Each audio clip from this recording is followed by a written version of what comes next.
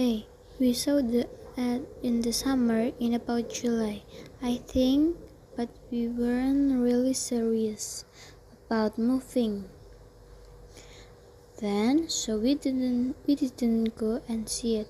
It was until November when they re-advertised it that we got in touch with the agency and had a look. They put the price down since the summer too, I suppose because it had been empty for so long, so that made it more affordable for us, which helped us make up our minds. It was perfect, a bigger garden for the kids and enough space for an office. In winter, it was lovely, very very cozy, in fact, which is important to me as I really feel the cold. Whereas my husband will open a window when it's minus temperatures outside. Anyways, in July, when summer really started and we had that heat wave, we understood why no one had wanted to rent it over summer. It was boiling.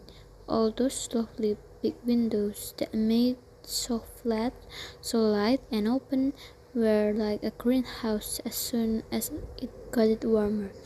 From about 8 in the morning until 7 in the evening, it was like living in sauna. We couldn't stand being at home, and weekends were especially bad. No air conditioning, of course.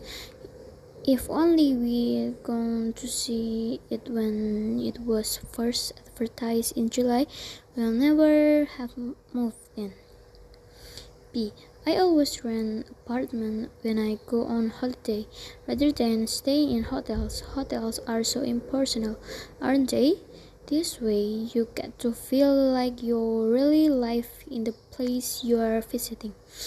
It's the first time got I've done it the other way around, took and rent out my place. But it seemed like a good way of making some extra money.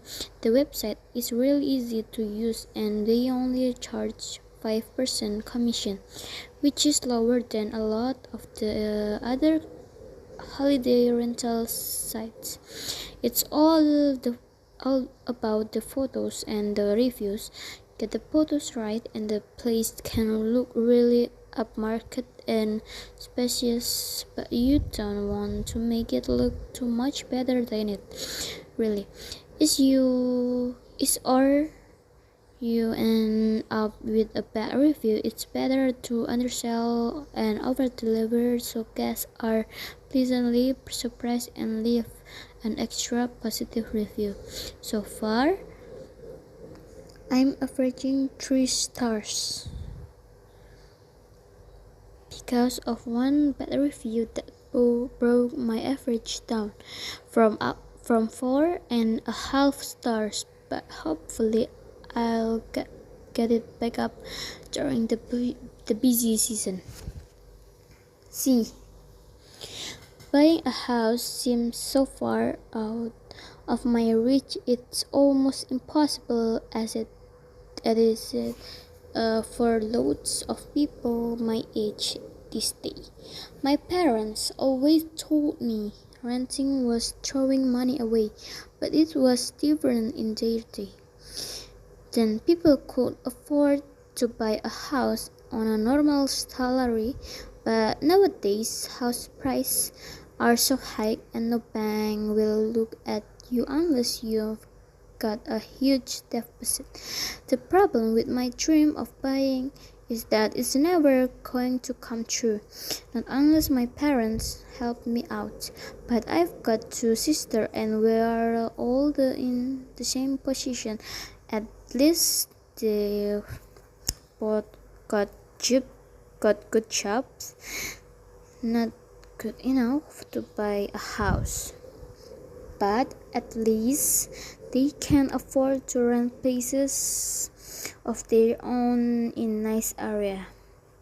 I just don't earn enough to rent around here.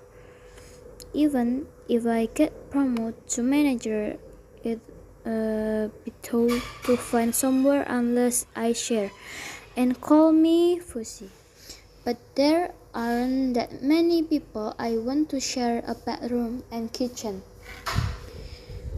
with. Some days I think I'll be stuck living with my parents forever.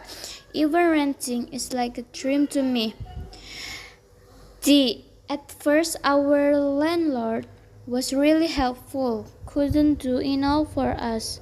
You hear stories of nightmare landlords, and we felt like we were really lucky, or so we thought. Anyway,